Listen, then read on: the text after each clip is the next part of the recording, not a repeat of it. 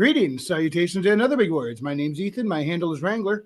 Welcome to Frequency Studios, weekly Wing It number 112 here on Rumble and YouTube. And starting off with us tonight, why can't I find your intro, Billy?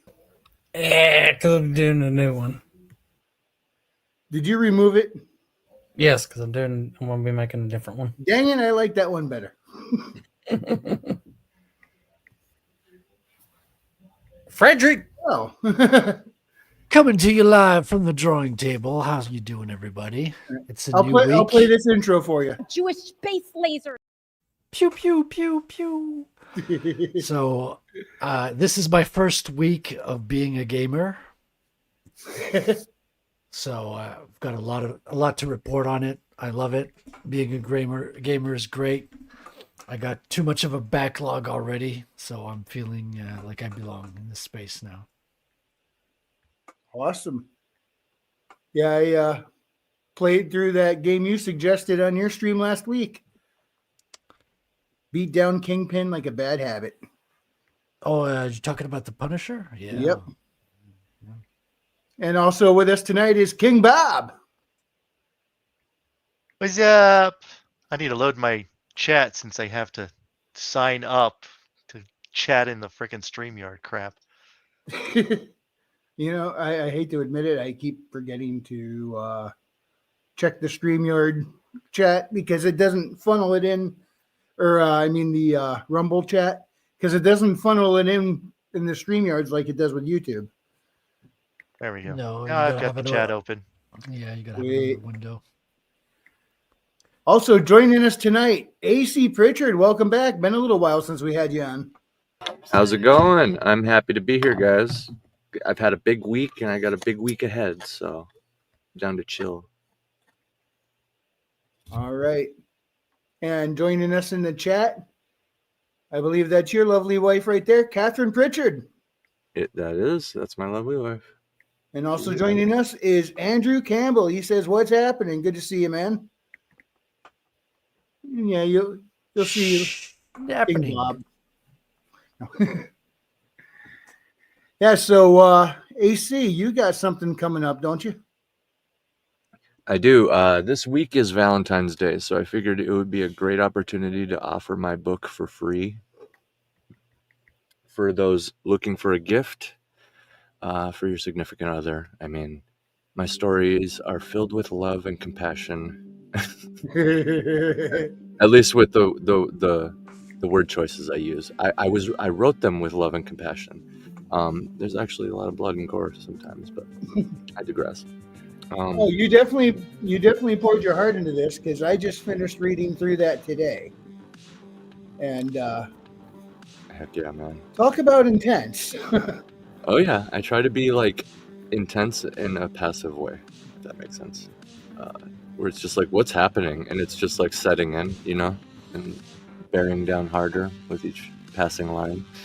Oh, did Billy Bob just find himself a new avatar? Yeah, I'm looking at this like That looks awesome. yeah. Xenoduck. So you're the passive aggressive writer. Well, I try to instead of just like kind of saying things how they are, I try to, I took the idea of show don't tell and ran away with it a little bit. Yeah, you did. You are quite descriptive. Yeah, I'm kind of jealous of your descriptive abilities there. I'm reading some of that. I'm like, what a cool way to say that. I can't think up stuff like this. What the heck? Part of that probably comes from my musical background. I'm, a lyricist and a vocalist. You know what? That makes a lot of sense. Yeah. So everything is kind of written in this poetic light. So instead of just being like, the guy ran up and slit the dude's throat and lopped his head off, and the head went flying around the room. It was badass. Instead of like doing that, which that has a place for. Like, this is the whole discussion of like Sanderson versus George R.R. Martin, for example. Sanderson has this simplified method about his writing that a lot of people actually gravitate towards him for. And, Martin has his cult following for the same reason, But That's right. I'm a cult member. Yeah. Truer But, words. like- never been spoken. Also, though, 14 fucking years, asshole. 14. but that kind of descriptive writing wouldn't apply well to some forms of stories. Like, there's some stories where it's just like, yeah, no, you would need more of that straightforward style for it to do Right. justice. Where others, if you didn't have that almost a flourish of a description, it would greatly detract from it because it's not there. It's like some stories it fits so perfectly with, and it's like, yeah, different writing styles definitely would have a better suiting towards certain types of stories. Oh yeah, and yeah, it's like, could you imagine a Sonic the Hedgehog story, but it's written from the in the style of the Bible, right? Would that work? It would be cool. I would read it once. I'd read it for but 5 minutes. Yeah. yeah, I don't know if it's going to spark a whole genre, but maybe, sure. But And then Sonic you- said, What, "I will Sonic- go forth, run Yeah. very fast, yeah, spin like a buzzsaw, and chop through mine enemy." yeah, mine And he enemy. did Yeah. so. He went forth, and he ran really fast. Now, from the Not gonna perspective lie, of that sounds Knuckles, yeah, from Knuckles' perspective, this actually is starting to sound compelling. So maybe that was a bad example. Yeah. That's a terrible idea. We should do it. Yeah. So AC, when are you gonna copy George and take going on 14 years? Yeah. Well, I'm gonna pass him up. That's what's gonna happen. What's up, Maji? He's gonna be like 90 because of like new technology, and he's like one of the ultra elites, and I'll still be over here as a mortal, on like book 13 of the Arcade Chronicles or book 20 of the Arcade Chronicles or whatever it is, and all my comics, and he'll still be working on Winds of Winter, and that's okay. I No think shade. AI will achieve self-awareness and finish his books before he does. He's suing them for that right now. Hey, just letting you know, he is 76 years old. Yeah. Hey, He is. any fucking There moment. might be a time Yes. limit on this now. You might have to start setting a deadline. There's an open lawsuit with him and ChatGPT because he Really? I guess somebody finished the books and then like put it on Reddit or something. Wouldn't be that So- hard. Just kill all the good people. Yeah, or even just like the extra ones, the ones Get out aren't there. important, because he talks all the time how he has like the end in mind. But yeah, the ones that aren't important, you just start pulling the trigger, man. That's what you're famous for. Nobody's gonna really care too much. Does this character remind you of Sean Bean? Well, then he dies. Gone, done. Forget about it. Yeah, technically, this whole time, Jon Snow is still dead. I mean, Yep, he is. Well, he's not out of. He's technically still bleeding out in the fucking snow. yeah, Not in purgatory. Yeah, like he's not even like he's just constantly bleeding out for Yeah. 14 years. Yeah, and Daenerys still has diarrhea. which is fucking crazy. We are getting GTA 6 before. Yes, that is crazy. Yeah. How you doing tonight, Tank Ferret? Oh boy. Hey, Tank, long time no see, man. How you doing? All right. Hey, Maji, what up? Hello. Oh, we brought her in this. Okay, that's even better. I don't know if that's good or bad. It's good. Yes. Someone's got to balance out my craziness. I think I'm the wrong person for that shit. Well, she compliments Lie. you very well. She has a lot of hair. You don't. So Oh, AC, Mortal Descent. That's part of a bigger world, you said, right? Yeah, I needed a sandbox to tell my stories in, and I had this. I don't know. I had. Miss Pritchard. She's right next to me. Maji says hi. She says, "Hey, baby." Before she. By the before way, she- I saw her sexy armpit picture. I you gotta saw your say. sexy armpit picture. Yes, it's all the rage right now on X. So subscribe to our Pritchard Pub. But you can open throw up tips only at the Substack. armpits. Yeah, Yeah, It's we're like- starting a new thing. Forget Yep. feet, forget OnlyFans. It's all about the armpits now. yeah. That does remind me of the one chick who she does on YouTube. Like she does all like the old school dresses and stuff and women's clothing, right? Yep. And she decided as a joke to open her OnlyFans page, and it's just ankle pics. So Hey. Amish. Get a shit ton of money off of it. Yep. Probably get a few good months out of that. For Mm. sure. For sure. I mean, then you get the ankle. Then you get an ankle following, and I mean, then you got to ask yourself: do you keep it going for the Hey, ankle? the money's good. Yeah. Are the ones that follow her around to all her public appearances going to be called cankles? You can have problems crossing the border if you have an OnlyFans. It's considered sex work. Yep. Are you I- serious? I consider it sex work. Yeah, a little bit. Yeah, at the border, it's considered sex work. So there's certain countries you might. Well, I mean, have- it is still prostitution. Well, yeah. I just didn't realize it would affect the freaking border. Yeah, there's some people who literally aren't allowed other places because of it. They're like, we don't want prostitutes here, and they're like, oh, well, I never, because they're just American, you know. So. I think I can guess what countries. Yeah, anybody could probably think about it for a few seconds, because I mean, like France probably doesn't care, right? France, Yeah. Britain, they I don't. think care. Mexico really cares, to be honest. Right. Listen, in France, you can you could. I don't know if you still can, but you could walk on the beach like women, like no bras. It's just getting a tan. It's normal, you know. Yep. Oh yeah. I know, but it was funny, Frederick, your reaction to that chick in the black dress in Nashville. I forget which chick. She was barely, the clothes were barely fitting. Oh yeah. There's a lot of beautiful see ladies that? in Nashville. Was A she lot of girls Russian with- or Asian? She was from We're Tennessee. that now, huh? There's a lot of cowgirls down there. Like they all had like white cowboy boots, short skirts, and cowboy hats, and they all looked lovely except for one. Are you talking about the one who was just so confused about your Canadian ID? That's not the Hail first Brian time. McCoppin. That's not the first Hey! time. McCubbin! How's that Gulf of America doing, brother? Yeah.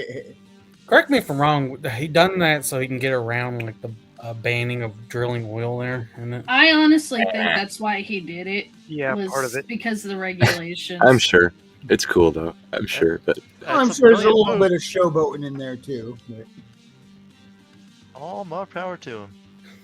yeah. Well, it's not called the Gulf of Mexico anymore, so I'm gonna drill. See ya. Drill, baby, Yes, drill. baby, drill. Did you ask Mexico about this? Actually, no, I didn't. But they didn't say anything, so it's okay. It's fine. China. They did like immediately cave to the tariffs. Canada and Mexico immediately. I mean, if I you would- have, sorry, go. I would like Maybe- Chip Roy's comment on the whole thing. He would have preferred the Gulf of Texas, but you know, I would They have called didn't even it the let Gulf the of ink Terrorists. dry. They didn't even let the ink dry on the executive order before they came. I thought they were going to call it the Gulf of Hurricanes. Yeah. You guys think the Gulf of Mexico is a giant crater? No. I No. heard that theory a long time ago. I haven't seen much evidence of it. Yeah. Some people say that's where the dinosaur meteor hit, but in recent years, there's a lot of people kind of pushing back on the whole dinosaur meteor thing at all. That's true. So And last I heard, it was they think it's in South America somewhere. I think I had it written down a long time ago. Warm, clear, and ready for some drilling. Hell yeah. Weren't they Looks guessing good, by that the way, Brian. as weren't they guessing that from like Ocean 4 data or some shit? That's why they think it was there. I have no idea. You talking about the meteor? Mm-hmm. It was mostly from geological surveys from satellites. yeah. They did find a completely hidden Mayan Sydney that way too. Yeah, but that was underground, wasn't it? No, it was just covered in like foliage and crap. Oh, you're No, talking you about see the it. one in the Amazon or whatever. Yeah. In the forest. Some kid found it. Called LADAR. Yep. They digitally strip away the foliage and they realize Francisco de Orellana was telling the truth. And then they got there and they're like, who stole all the fucking gold? It was Those who me. don't know, Francisco de Orellana what in the 1500s was one of the conquistadors that went to the Amazon, and he and his group, they kind of split into two. Well, his section, when they got back, reported finding a city not unlike those that we would see in Mexico and Peru, but they thought he was making it up to try and become famous. And nobody had, for generations, obviously, had been able to find anything there because they made everything out of mud brick instead of stone. So over time, vegetation reclaimed everything. But when they digitally stripped it away with LiDAR, they could see the foundations for it matching what De Oriana was describing. So 500 years later, he's finally vindicated. Yeah, there is also a great city here in North America that I don't remember which of the Indian or Native American tribes built it, but they built a massively huge city, and one of the other Native American tribes has records of running into the big city and destroying the people that were there. Yeah, what was it? Before Columbus got here, the Vikings got over here, and I guess the Americas were densely populated with interconnected cities, Oh yeah, big civilizations, and I think they even reported that these were some of the most beautiful people they ever saw. They had a great deal of comeliness. Yeah. But by And the then they time got Columbus earth got here, most of them were wiped out from a bug that went around and just whooped their butts. The Norse got wiped out immediately. Yes, they did. Yeah, that's hey, USA. These guys whooped the butts of actual Vikings. That's Did y'all- no small feat. Did y'all see Cat Williams go off on that one Mexican people No, what do you say? No. when he was oh yes, that was great. when he was telling the fucking Mexican, "You don't like it, get the fuck out," and was chanting USA and shit. Oh yeah, it was glorious. Let's see if I can pull it up. See, Readout says It's a good LiDAR clip. does wonders for historical research. It's fun watching the footprints of fortifications pop up. And Yeah, they my ride is here. Bat Sauce says beep beep. Hey, Bat Sauce. Not how's it bat going? sauce, is butt sauce. butt sauce after a couple drinks. They used LiDAR to strip away the rainforest of the Amazon and revealed an entire highway and network of roads, Oh yeah, interconnected causeways and the whole Yep. 9 yards. I mean, thousands of pyramids, thousands yeah. of pyramids all across South America. And the It's only like- reason I know all about that is because I was researching it for the book I'm currently writing. Because Yep. they found one of these. Good stuff. And now I'm trying to figure out, okay, what were the languages called that they spoke in these areas? That's something simple Google searches ain't yielding, you know? They also used LiDAR to discover a hidden chamber in the pyramid. That I did not know. Yeah, there's a it's crazy. There's just an open space inside the pyramid. Not the ziggurats, but you're talking Egypt, right? Egypt, yeah, Yeah. the Great Pyramid. Because the ziggurats are solid. Because you can typically they don't have chambers inside, you know? typically, and yeah, the stuff that they find you're talking about like the Aztec Mayan pyramids, right? Yeah. Yeah. The stuff they find in there is typically underneath it. They find some weird stuff in there. Like there was some. It wasn't gold, but there are these little gold balls, and it was made out of like fool's gold. But they're just Pyrite? like little pyrite orbs lying around everywhere, and a bunch of mercury. What? Electrical generator? Like I don't know. They're just apparently the archaeologist said that the balls were just laying around on the floor, and the mercury was like I can't remember in what way that they found the mercury, but like that's super weird. That they find that stuff. Because it's Yeah, a man. power generator. Christy Yeah. has joined you us. can generate Oh, electricity with mercury and balls and Yep. high They atmosphere gotta swirl around differential. Yeah, electromagnetic fields. Yeah. There's Zap. some shit going on. Yeah. And there's a bunch of mercury in the who is it? The Chinese emperor's tomb too. He's said to have an entire river of mercury.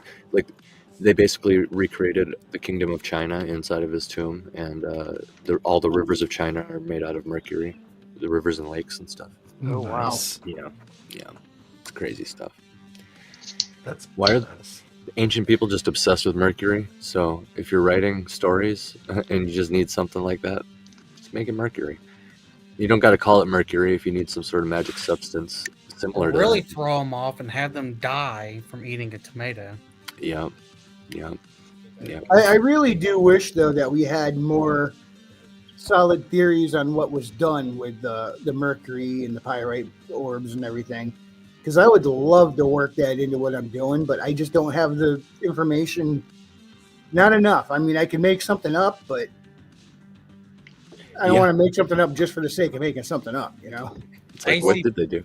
AC, this is what you do. You get to your main villain, right? And you build up all the way to him, and he eats a tomato with his what was it, lead fucking forks and shit, knives. Oh yeah, it's all lead. Yeah. Then he just dies lead. from lead poisoning. Chapter 1, there's like foreshadowing in the first line. Like he picked up his lead fork, right? Something like that. Like foreshadowing in the first line, or something that symbolizes lead. I don't know, whatever you want to do. And then yeah, that's how the story ends. Is he He just was slowly gets listening sick to and Led dies. Zeppelin. Slowly gets sick and dies. Like, what was the main quest? I don't know. This is the third chapter where he's been bedridden. I Just don't know. We just went through hell itself, and the villain he just died. something happened with the villain. Who knows? But the main character just gets sick and dies. A little on the anticlimactic side, though. I mean, Yeah. kind of like how many people were disappointed with the end of War of the Worlds? Right. Even though it made That's sense, exactly it what was I was kind of a thinking. disappointment. Well, I always thought that would be one of the most difficult, because when you think about different ways that characters die, right? That's one of the most difficult things is like the slow. I mean, you could do it and you can make it really, really cool, kind of like a degrading king, almost like, I don't know, some famous examples from modern time would be like the king from season 1 of House of the Dragon, right? He's like slow, he gets leprosy, I think it is, and he's like slowly decaying throughout the course of the season, and you can make it really cool like that, I suppose. Yeah, because But now if he you- has a time limit and he probably has something he wants to accomplish before he croaks. It all becomes compelling, yeah. But there's a thing where it's either going to hijack the story or it's so incredibly passive that it just becomes difficult to pull off in a satisfying way without somebody at least one time being like, oh, this is running long or whatever. So I always thought that was a very difficult thing to pull off. But now that the more I think about it, that would be kind of a hilarious rug pull. Is like it sets up this entire quest and like story, but then like the character just gets sick and dies because of their lead forks. I don't think you're gonna make Nice. many friends if you write stories like that. Yeah, Maybe I'm wrong. Maybe I'm wrong. Oh Look, man, dude, there's a Oh, great no. spy thriller story, and then halfway through, he actually steps out on the road, gets hit by a dump truck. Freak Yeah. accident, main character's gone. yeah. You're getting And- 1-star reviews for sure. It's like Or- James Bond, but he dies of pneumonia at the end. Or he eats a piece of bread and had a piece of sand in it, and it infected his tooth and killed him. Right. I think that happened to some pharaohs. Oh, Totally jeez. done. Or you Listen- have your main character die off screen at the very beginning of the film due to some vague disease. Black Panther. Oh, and then you reveal it throughout the story. No, I was taking a dig at this Black Oh. Panther. Wasn't it? It wasn't until let me look up the Heimlich maneuver. When was that? I think someone finally figured Right it out. after he choked. After Heimlich choke. Have a great night, Christy. Thanks for stopping in. Foo, what's up, man? Hey, a foo. But yeah, instead of just like saying they get sick and die, I would, that's where I would start going into like, the more I think about this, I can use it as an example for like how I write. Like, I definitely- 1974. Holy shit! uh, I Thousands of years of humans just choking on some food. right. Well, I would definitely lean into the whole like degrading king idea, right? Like, if I was going to kill him in a passive way with like lead poisoning or like mercury poisoning, right? That would be kind of cool because, like, if you know anything about Abe Lincoln, Well, with he almost- Mercury, he'll go nuts in the process. Oh yeah, you can get Lovecraftian with it. The more I think about it, and it actually becomes kind of super compelling, to be honest. Well, you could go Mad Hatter with the Mercury as well, right? Yeah, yeah, Yeah. and that's what I would do. I would frame the whole thing. It would my story in this short story. It would very much become kind of like an Edgar Allan Poe or a Lovecraft story set in my world, because like that is this character's world, right? If he's slowly getting sick and dying, I know sickness pretty well. I get hypokalemia sometimes. I don't know if you guys are familiar with that, but it's like when your body gets rid of all the potassium in it, and the potassium is kind of like the oil in your car. It regulates all of your cells, like the temperature, your breathing, your heart. Your entire body is regulated by like potassium. So my body, when I get sick like this, it starts unraveling. So Wrangler, some of the more visceral scenes that you read in my book, which I'll remind everybody, it's free for Valentine's Day.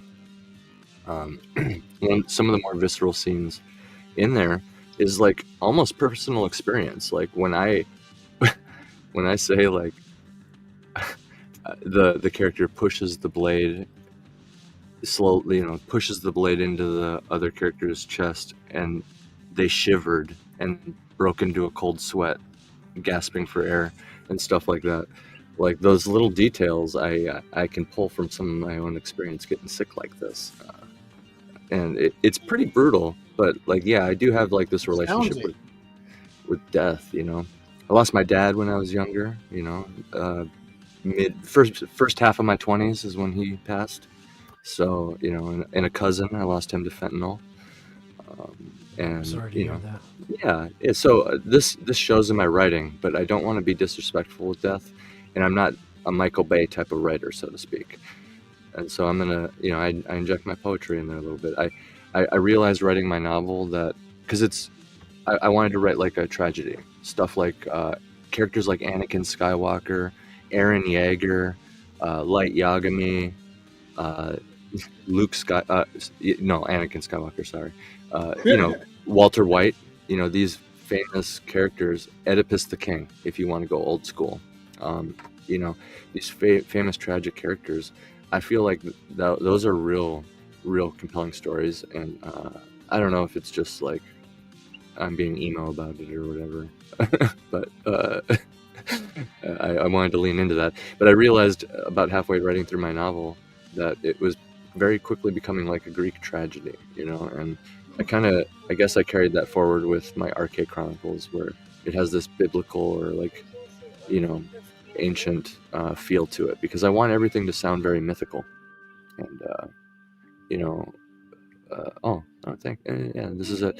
I want everything to sound very mythical and like poetic, I guess. Especially if I'm going to be doing short stories, because then it's a lot with a little, Yeah. Now, do you have anything else published with stories from this world out right now? I'm working on adapting one of the stories from this book into a graphic novel, which is my background here. That's Luke Stone doing the art. It's the third story in here. Oh, here. And this is one of the characters from that story. This character is in the book. This is King Tyvus, the king from the third story. And I mean, I'm By the just way, admit it. Your orcs are really supposed to be representative of New Englanders. yeah, total. I have a question for you. Wisconsinites. Yeah, what's up? How did you get Luke Stone involved, might I ask? Because you've done a couple projects with him. I saw his. When I first joined Twitter, I got algorithmed into the Iron Age, and I had Eric July videos on my YouTube, for example.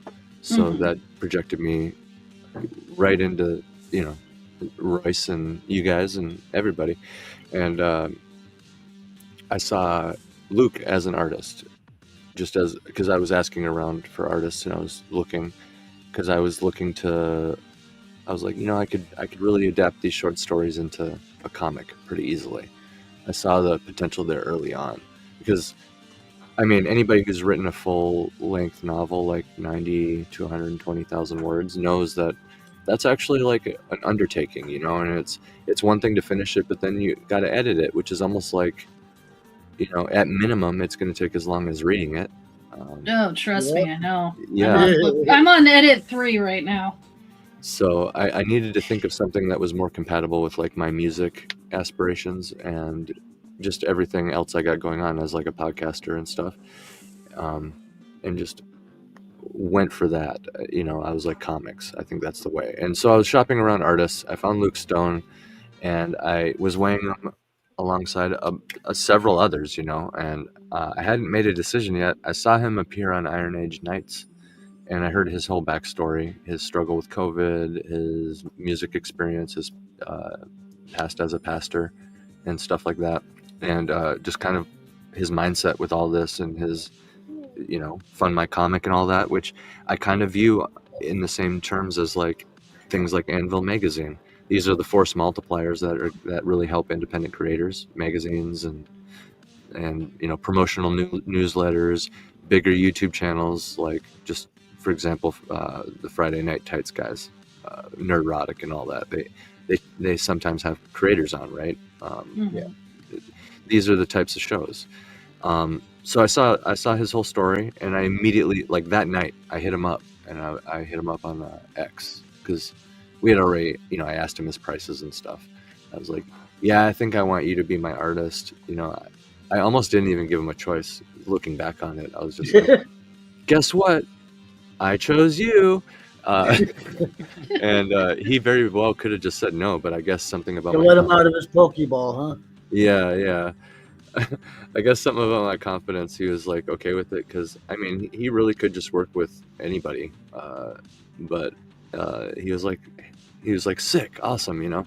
And I presented him the 3 ideas from this story right here. He chose flying Viking orcs.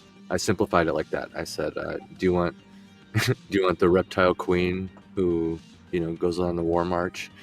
Do you want the undead human soldier who's died so many times he doesn't even remember his own name? Or do you want flying Viking orcs? And he's like, flying Viking orcs. Give me the orcs. Well, I would have read taken them both. I would have taken the reptile queen. Oh shit, that's a good one.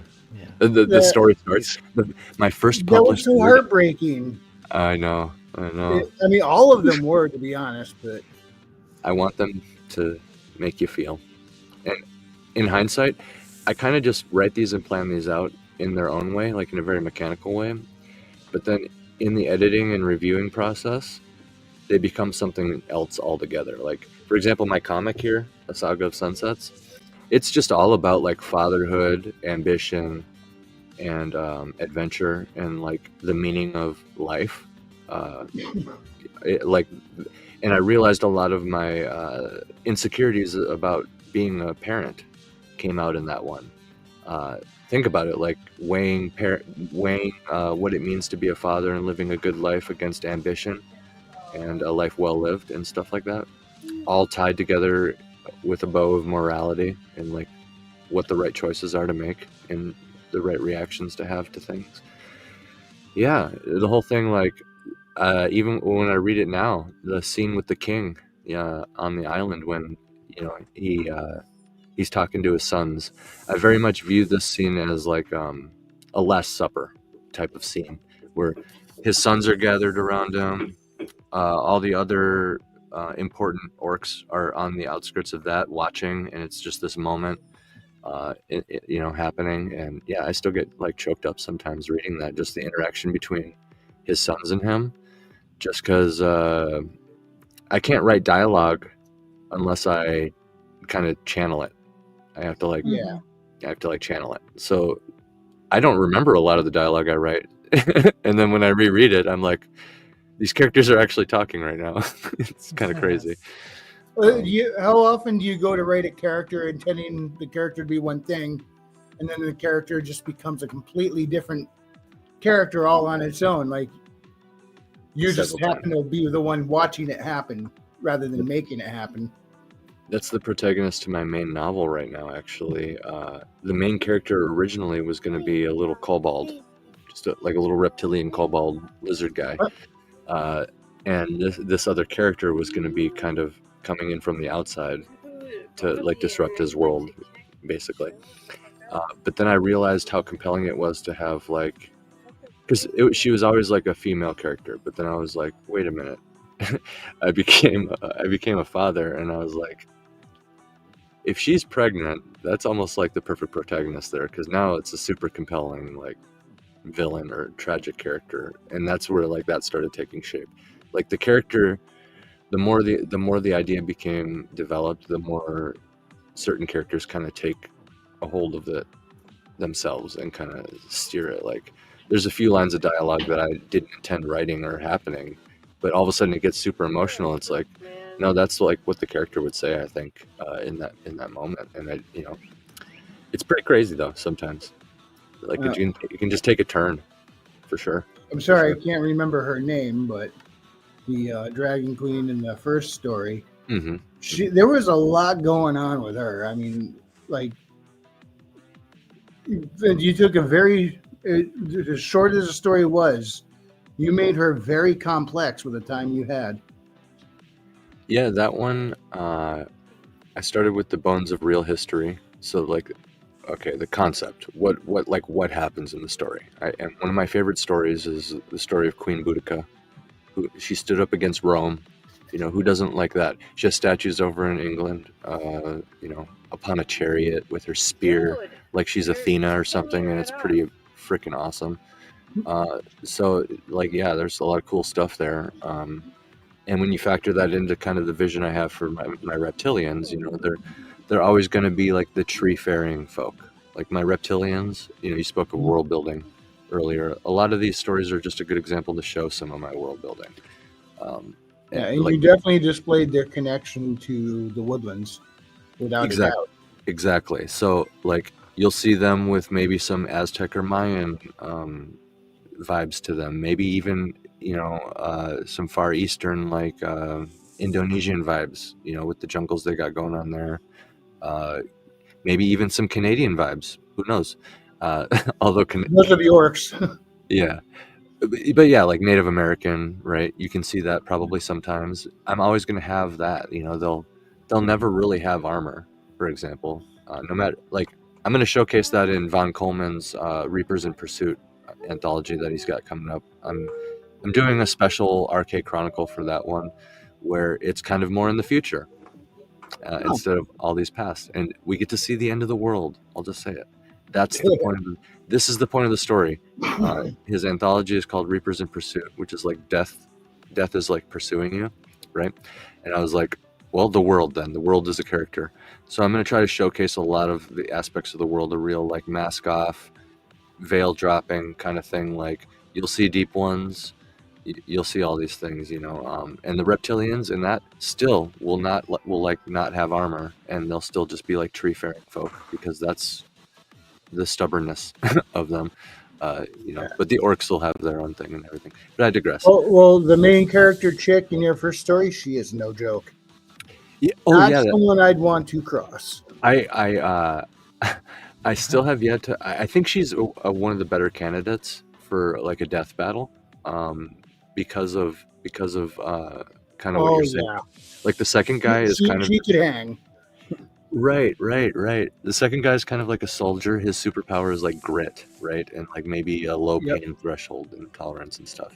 But like, and the third guy is cool in his own thing, but like something about Queen Votisa from the first story, something about her, it really just stands out as kind of like, I could actually see like this character fighting like a superhero maybe in some way. Oh yeah. And yeah, for those who haven't read, it's not really any spoiler, because I kind of start off the story with it. Like literally, she steps into frame, she approaches a city, and she busts her way in. And like basically, just to summarize it, her power is she can control like plants. Just to super summarize it. Yeah, literally even severed. You cut down a forest, all the roots under the ground still are there. She can like have them slither around like snakes and do whatever she wants. And more to that, she can transfer the way the objects of RK work, the magic. you can transfer energy around. I kind of showed this in the last story too. There's little breadcrumbs in each one. But yeah, you can, if there's energy, you can move it around. So one of the terrifying things she likes to do is she'll hold you down. She'll break every bone in your body with like roots of like tree stump, and just have the tree hold you there, still alive, because she needs you alive. And you know, the human heart is like a battery, right? It's generating an electromagnetic field, and you know, our bodies are warm, so there's heat energy. There's all sorts of different types of energy involved with the human body. Like the Matrix was really onto something with the human body being a battery. So she'll do that, hold you there alive, and basically when she runs out of quote unquote mana or energy, then luckily she has you there. And yeah, you just turn into Refill tank. a husk. Yeah. But yeah, I drew a lot of inspiration from Boudica, and I kind of like really tried to fill out a lot of the details with what I've come to know my reptilians as with her. And you know, they're very much, you know, the reason I chose Boudica, the Celts, the Picts, her people, they were very much tribal. You know, they were, yeah, they had like chainmail, but there was only the richest among them, you know, with the means to have it, could afford to have chainmail, for example. So there's probably still people using like stone tip spears and stuff, for example, alongside iron and other things. Yeah. And they're very, you know, few of them. I read a couple different things, so I might be mixing up. Didn't one of them have firearms? yes, the second story. Yeah. Yeah. The Yeah, second so story, There was a little bit of tech involved. Not nothing super advanced, but like yeah, some the low-level tech happening there. The second story is like between Napoleonic warfare and World War One, kind of in between there. I have a little bit of Mortal Engines inspiration going on there, where I was I like, noticed that. That was interesting. I was like, yeah, Land why? ship? Oh, go on. What? You're talking about the land ship? Oh yeah, the land ship. Yeah. Basically, it's that time period. I was like, what does my world look like with guns and stuff? And it's basically if they took these magical objects that exist in the world, because all the magic within my world, it's not like spells or anything. You have to find magical objects, and each of them is kind of like a battery. So the second one is kind of like, you know, the elites have adapted these things that they find every now and then into different things. One thing they figured out is resurrecting corpses, which is how you get a protagonist that doesn't even remember his own name because he's been resurrected so many times. Because you can imagine the implications of that with warfare. They want to kill people cleanly and recover the body so that they can resurrect them and kind of groom them into being their own soldier. And thus your army gets bigger. Almost to the point of like they're being programmed now. Yep. You know, how many times, you know, if you got memories still kicking around in there, technically couldn't they just keep killing you and resurrecting you until you'd forget? So I mean, the first That time sounds your like body's a recovered, whole other level of hell. yeah, it's like game over. You die in war, and it's war forever for you, buddy, whether you even remember or not. So yeah, it's kind of like if the elites have adapted these objects that they find into tech, and one way to do that is to give like your generals and your lieutenants and your like leaders the special guns that essentially just shoot lightning and raw energy out of the front of it, and can just like switch on almost like a lightsaber. You know, I want you to think of like the chainsaw, the Lancer from Gears of War, but instead of a chainsaw, it's like a lightsaber edge, for lack of a better term, or a vibroblade edge, for lack of a better term. And then you can like switch it on and shoot lightning bolts out of the front, because why not? And it has a battery, right? And then you can give the peons or the foot soldiers, all these resurrected dudes, you can just give them normal guns. And you know what? You can even make those guns really inefficient, just so that you have total control over this, since it really doesn't matter if any of these guys die. So if you noticed in that story, even though there's tanks and stuff, and there's certain, well, quote unquote tanks, the land ship, you know, I can explain that in a second. But like, you'll notice that all the soldiers still have like break action rifles. You have to break the gun, and then like the bullet shoots out. It's one bullet. It's like I think I thought of the M1 Garand from World War One. I think it was, or is it World War Two? The I M1 couldn't Garand. tell you on that. World War II. World War Two. Okay, yeah. I was thinking of the M1 Garand because I mean I know the M1 Garand you can pop off a bunch of shots and it's actually extremely efficient. But imagine if it was single shot, you know, like so you have to break it, the bullet flies out, they load one more shot, and then boom, you know, that's what they get. And the other side That's does exactly it too. what it was. It was a Springfield bolt action. It Yep. went from a Springfield bolt action into what we actually use a clip. That is what a clip is. Yep. Not a magazine, it's a clip. Yep. But yeah, Mhm. that is Yep. several people have said that is the exact reason why we won World War II was because of the M1 Garand or Super Garand. That however and you the wanna say it. Jeep. Yeah, Yep. That's right. a bunch of things, a bunch of factors. The For sure. Jeep was a big piece of that puzzle. But yeah, like And America doesn't own it anymore. That makes me unhappy. right. So Yeah. just Make Jeep American again. agreed. Yeah. I want a Jeep for sure. But like speaking of vehicles, these land ships, they're like fortresses, right? And that would be the idea I was rationalizing in my head, because that's kind of why they invented tanks, right? Was to kind of go over trenches and also be kind of like a mobile wall for like Mhm. soldiers to hide behind. Tanks Stuff like that. first made their appearance in World War One, and they were basically armored tractors. Yes, and just there to be a wall in a lot of cases, or a bridge, or whatever the case Yeah, they were was. looking for a armored way to get past no man's land. Yes, exactly. And the name tank was actually a misnomer or something, because they were supposed to be named something else, and somehow they got tagged with tank instead. They were going to be called land ships, which is why I called mine land ships. It's a nod to that, actually, what you just said. Sorry, you're in a conversation with a bunch of history geeks. And I'm right at home. I'm loving it. Great. Yeah, well, why don't we take a quick look at some video clips of the military in your world? Let's check them out.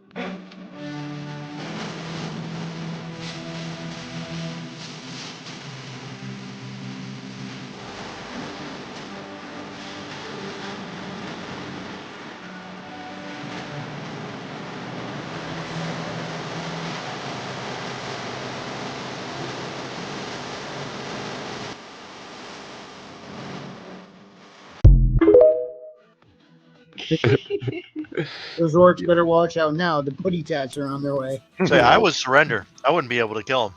It's so cute. I know, right? But yeah, just to double back here, if you've ever wondered what the partition of Poland would have been like in a fantasy world, from the perspective of a basically not so subtle bad guy from World War II perspective, because he's switching sides is kind of the whole thing. I have all this cold, wintry symbolism around him early on, and basically the whole idea is he's slowly thawing out as he remembers more of memories from his past, like his wife, his child, just like smells, things like that. And by the end of it, he's fully thawed, quote unquote, and yeah, goes out in a bang and kind of like leaves a mark on history. But I drew inspiration from what happened to Poland, and yeah, some of I just used that as bullet points, and I filled in like, I think the biggest detail I take from it is the fact that the second scene takes place inside of a castle. Like they all got guns and stuff, but they're still hiding in a castle. That actually happened. The Germans were forced to hide in Polish castles, and the Polish launched a really powerful, really good counterattack. But what ended up happening is the Germans were just too well supplied, and their generals just basically outthought and outwitted the Polish generals. But they had a really good shot at like beating back at least the Germans during that battle, which involved castles, which I thought was really cool. By the way, the Polish were still using horses when they were fighting tanks. So that's what the kind of situation we're talking about here. Horses versus tanks. And I'm getting a mental image of a cowboy just riding up alongside Oh, yeah. a tank, hopping on top and pulling dude. It was a the good latch advantage. open. It's a good advantage at first and in the right circumstances because you can ride up on a tank like that and slap some greasy explosive into the trucks of it, and then now it's disabled, and then you ride away, right? Or whatever the case is. But it just in the long run, and when you factor supplies in, and once enough horses die, it's just like good game. Yeah, that would get costly. Yeah. But yeah, I can see a cowboy doing that. Like, yeah, this is how I used to rob the trains. All right, here we go. Right. And so yeah, I got to have fun with that. It was just like bullet points, like this happened, this happened, this happened. So like those are kind of all my different scenes.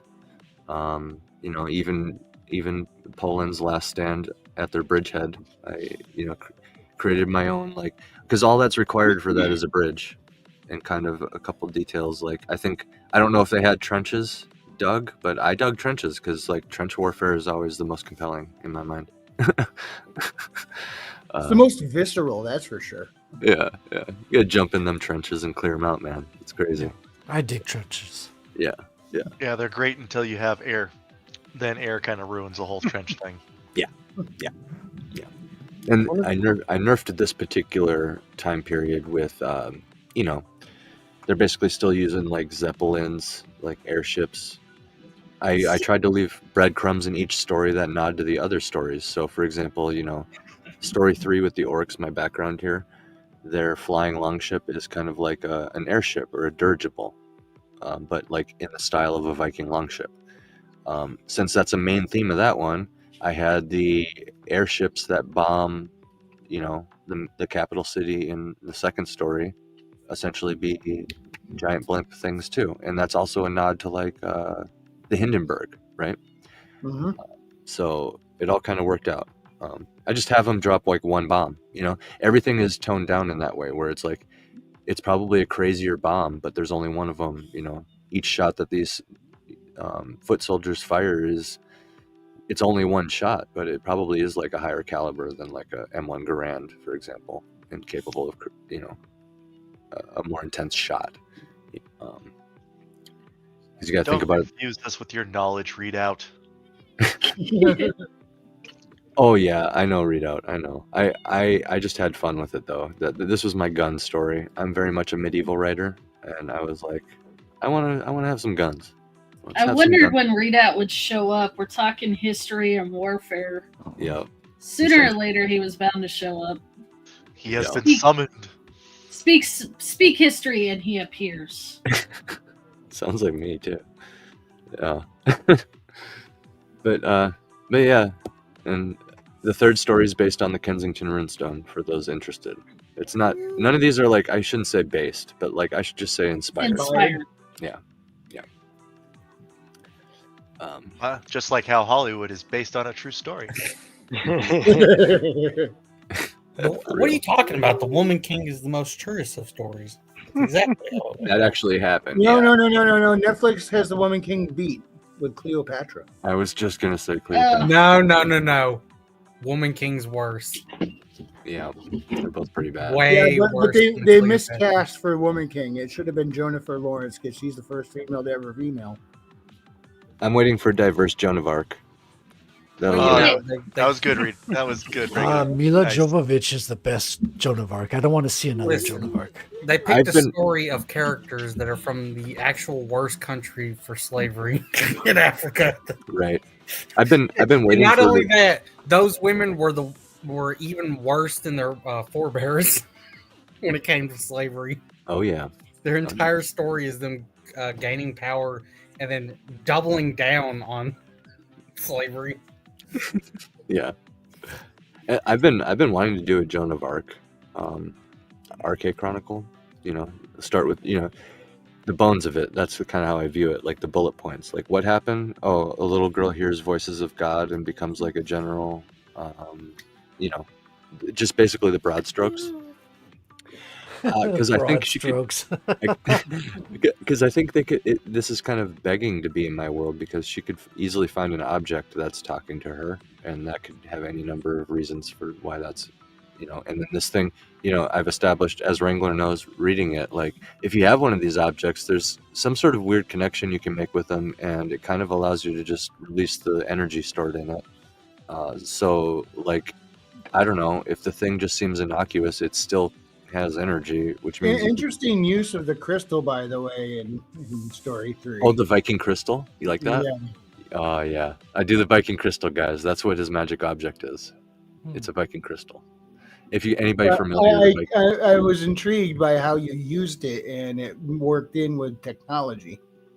and he uses it to navigate at sea, right? By refilling the air of the. Yeah. Yep. For those who don't know, the Vikings. Just elfin magic. Yep.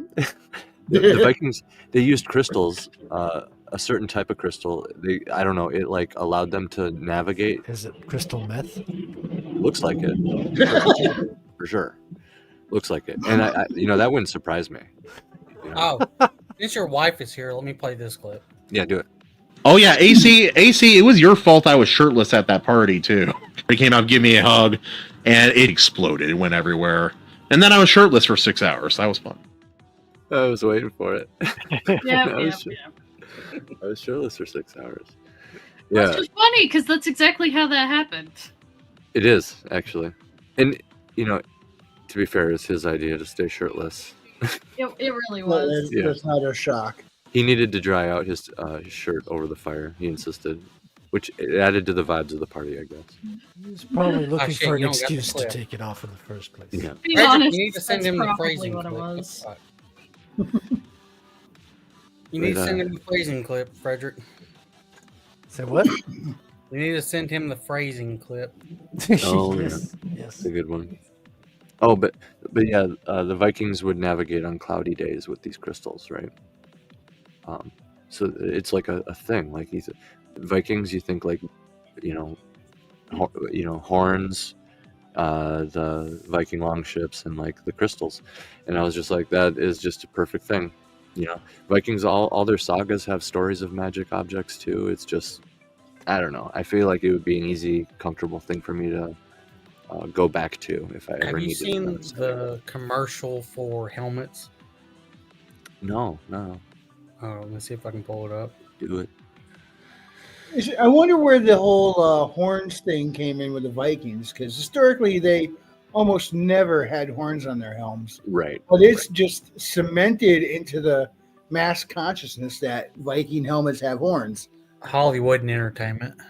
I think you could get some. I mean, the number's not zero throughout history. When you have just like strong figures rising up, it's kind of badass to put horns on your head. Not gonna lie. And when you look at like the Druids, for example, they would wear antlers. Yeah. And The stuff like Gauls that. had horns as well. Yeah. All the so- cool history. Well, isn't that kind of tied to Cronos when they did that, though? Yes, a little bit. Yeah, it's like the king of the forest, that kind of thing.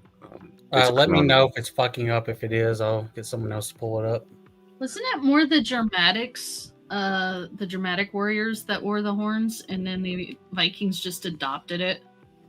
Well, and if you look at the horns that you always see too, like with even the football Vikings, it's kind of the same horns, right? What kind of horn is that? It's like a goat horn or something? Like, what kind of horn is this? It looks like a bull. It looks like a bull horn, almost.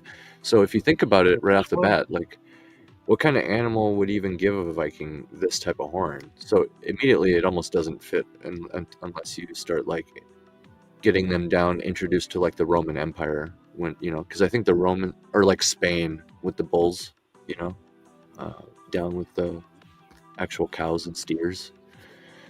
But I So don't you've know. never seen this before? I don't know. No, I haven't. Welcome back, Tank Ferret.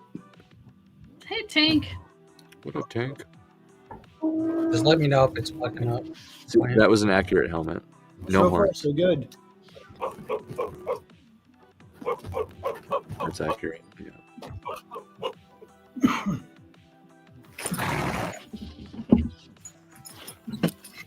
This is all pretty accurate, actually.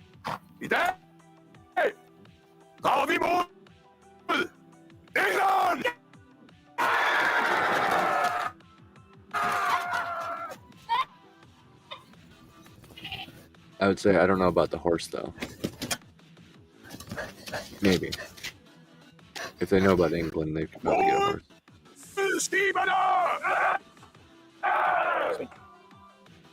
Skal du ikke have hjælp på? Jeg synes, den er ret irriterende, den. Det lyder sådan en... Nå, men Hjalmar, jeg er forsigtigt. Oh yeah, whoever made this knew what they were doing. These are accurate. Jeg er forsigtigt, Svend. Hvad sker der? Gør vi ikke, når du kommer fra, Hjalmar? Skal jeg ramme til en hjelm i England? Ja, det tænker jeg. Ja! Sven! Sven! So, I hear the leader of the Vikings was a black woman. Yeah. According to the History Channel, yeah. Yeah.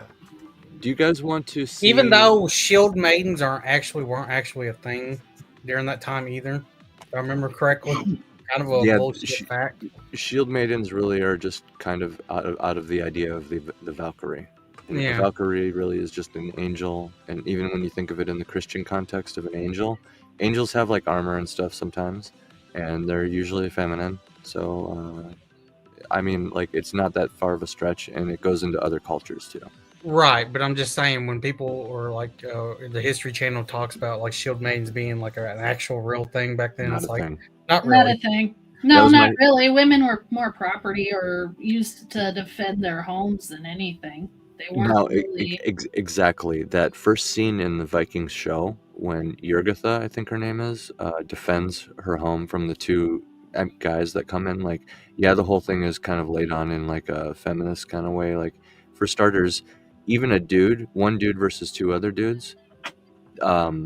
I'm telling you guys right now, 9 times out of 10, I don't care how badass the guy is, you need some sort of supernatural reason why they're able to take on so many people at the same time. Because even like a really good fighter, I mean, think about it. All the 2 dudes, they both just jump on him at the same time, and their body weight takes them down, and they just hold him down and beat the crap out of him. Like there's no skill needed if you just time it right. It's like pack tactics, right? Yeah. So 1 woman versus 2 dudes, just to not go on for too long here. Not realistic, but the whole fact that she was able to fight and she was defending her home, like the situation is realistic. So. Well, no, that's because most Viking women were conquered women, and then the husbands would teach them how to fight so that they could defend the home while they're out conquering explore. Exactly. They need to. They need to raise the kids too. Keep the kids safe. So they weren't like shield maidens, but they could throw. For sure. It's kind of like samurai wives. Looks like the Iron Age media helmet. Yeah, it's accurate. But yeah, it's like samurai wives too, like you were saying, Maji. Yeah, most people don't realize that samurai wives knew how to draw a sword because they needed to protect the home when the clans were at war. Yep. The Sunstone. That's what the Vikings had. The Sunstone, yes. Anyways, this is a commercial for helmets. It's a good commercial, man. It's one of my favorite commercials. I love it. It's great. It has the AC seal of approval. I didn't see any real inaccuracies in there. And if there was any, they were so subtle it didn't matter. So, listen, it was accurate. Even the wife being like, "Listen, motherfucker, you can go out and pillage and raid, but you know." I even forewent some accuracies in my own Viking story here. The things that really pisses me off in I think Hollywood movies, general shows and shit, is when they're not wearing helmets in their fight scenes or they're doing the sieges and shit. Yeah. You have to have the main actor without his helmet on. I'm like, just fucking pisses me off. I'm like, I can't wait until we get like a historically accurate and the fucking arrow just hits him right in the face. Agreed. And you know, well, we all know now after the Mandalorian scandals, multiple of them, that anytime we see a weird scene like that, like what the fuck is going on with this guy without the helmet, you know? It's the fucking actor. It's the stupid actor throwing a hissy fit. That's what it is. Because, why wouldn't it be?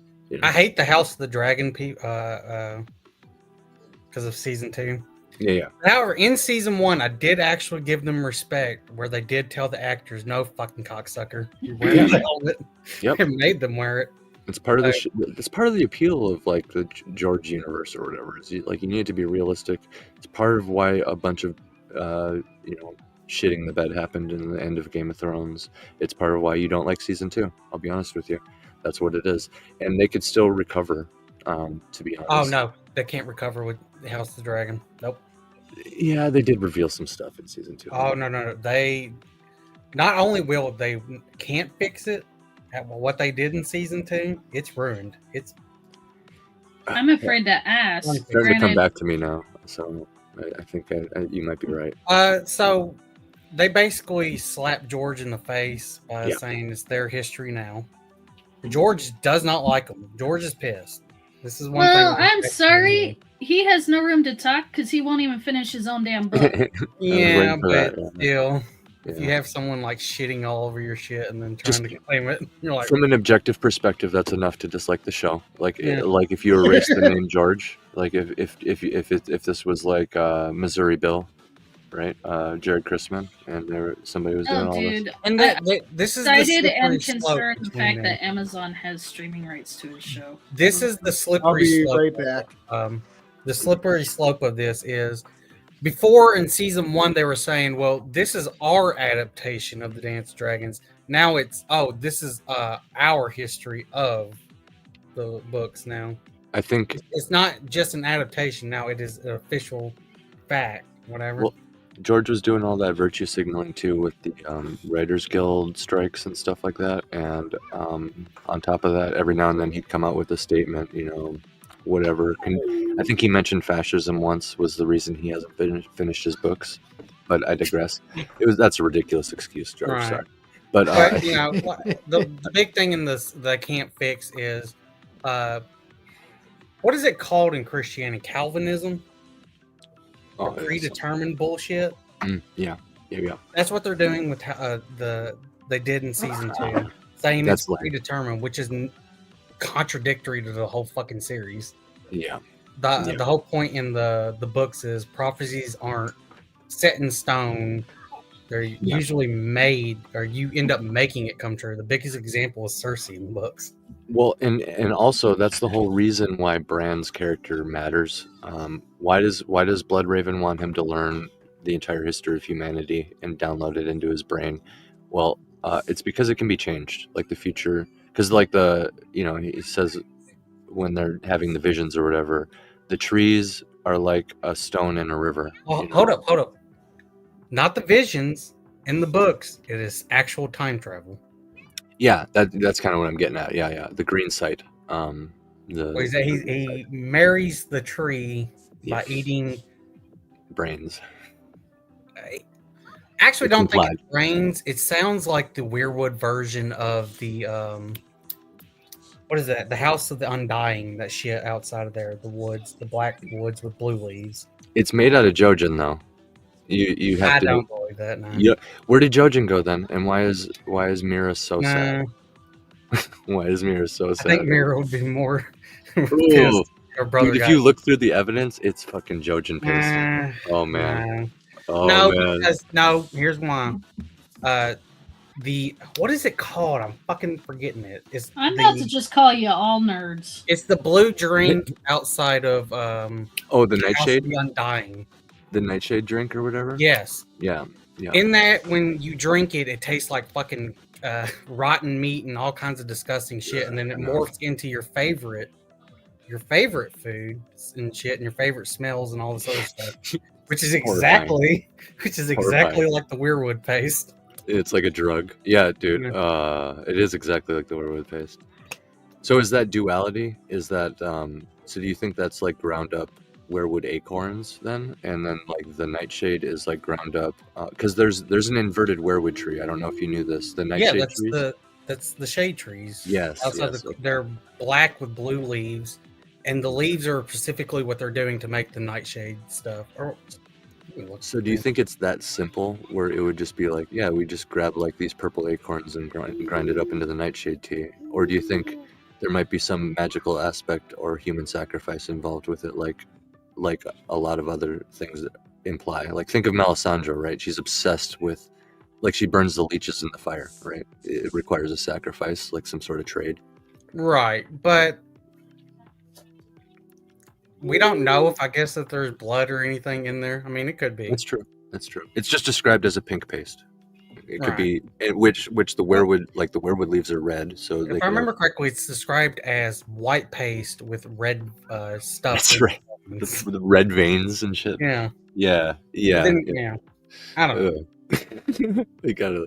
So yeah, okay. Credit where it's due. There's that stuff. My whole point I was trying to get at here is George did come out and say a very pro independent creator thing when he called out his those show creators, because he was kind of like protecting them this whole time, like with the whole diverse Valerians scandal that everybody kind of just looked past because the show was good enough. The show was good enough, so they're like, that's fine, whatever. But he was like defending them, even though now in hindsight it does not make sense. Even though actually everyone in the cast would be mixed or black. Yeah, everyone. And George's world is not undiverse. He has like it actually kind of reflects the real world, where if you think about it, the like pale skinned people, the people of less melanin, are a even smaller minority than in the real world, I would say, in Game of Thrones, because it's probably even more mixed in Westeros, with Bravos being right there, for example. But I digress. Like that's an example of just hand-fisted, shoehorned checklist stuff, and this is why you see the showrunners rebelling against him and vice versa, and why he called them out, because he probably does hate them, like you said, for hijacking his show. And we're seeing this actually with a lot of people, and with the change of the president, a lot of these institutions that have been like sleeper agents this whole time, for example, for lack of a better term, I should say, are panicking. So yeah, of course they're gonna try to like pull the trigger on everything and like take the show out, right? Especially if things aren't going in their favor. Yeah, it's almost like it was all an extension of the old Mockingbird. Yeah. I didn't mean to ramble on about freaking House of the Dragon and George lore and stuff. But, sorry, I hated season 2 that bad. Bob, if you are familiar with that world, I'd love to do a special with you at some point where we just talk about some of these things, like the Jojen paste, for example. Like that's just one thing. Even if we don't agree on it, it's just interesting to talk about this stuff, because I know not everybody knows some of these deeper levels to it. You know, like I've read everything, so okay. Yeah, we could talk about it. We could criticize it. We could highlight some good things, some ugly I have things. to refresh my memory on the chapters a little bit on that. Yeah, I'd have to too. We could maybe do a focus on, like, I don't know. We'll cross that bridge when we come to it. But not important, because he's not finishing that thing anytime soon. So I don't think he's going to. My guess is freaking season 8 was close to what he was going to write, and it pissed people off so much he doesn't know how to finish it. I think he's just lazy. Yeah, lazy. There's that. Third theory. The amount of time, because think about it, the world has freaking changed so much since George started writing this in the early 90s. I think it's 92 a Game of Thrones came out, and he was planning it before that, which means he was probably doing stuff in the 80s regarding Game of Thrones. Either way, the world has changed so much, which means he has probably changed so much, because if you think about like the side he leans to politically, they have changed so much. Like the left, there's even this term called like traditional Democrats and stuff, like old school Democrats and stuff like that, which he is. He protested the liberal, I think, is another term. Yeah, but he like protested the Vietnam War, for example, and like got out of the draft by submitting one of his stories. That's all he did. He sent the government one of his stories, and they were like, okay, I can see what you mean by it's against your religion. You can stay, I guess. It actually worked. But my whole point, when you see this much change in the world and in the people around him, you got to think he has changed so much. And I think where the story started off with was, yeah, it was going to be this Lovecraftian kind of inverted Lord of the Rings type thing. There's also 3 books. exactly. It's supposed to be 3 books, stuff like this. Things kept escalating, which is fine. But then the world's changing at the same time, and it's like it's not that he can't finish the book because he has all of his original notes still there. It's like, why can't you just do those, dude? And furthermore, it's such a big phenomenon now. You could go on people's channels that make an entire living off of this shit and look at all the conspiracy theories people come up with and pick your favorite one and just say that was the plan all along, because nobody's gonna know. Nobody's gonna know. Oh my God, Tyrion is time traveling. What's his name? Rego. Yeah. Tyrion becomes king at the end because of that one line in the first book where his shadow stood as tall as a king. Jon Snow. By the way, that was actual, I think, leftover foreshadowing from the original outline. Oh, where really? Tyrion was supposed to burn Winterfell. Interesting.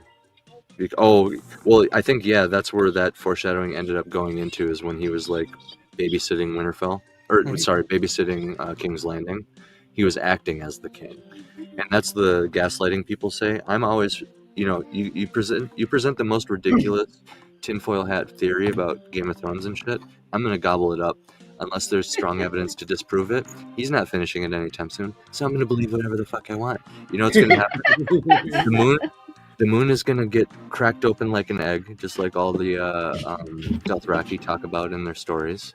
And the dragons are gonna come raining down again, birthed from the egg, and it's gonna cause the long night in the form of a shower of meteors. All these meteors are Lovecraftian, which is how you get all the Lovecraftian aspects of the world. I have I do have the perfect thing for, since we're in February. Yeah. The queen, the younger queen from Cersei's prophecy.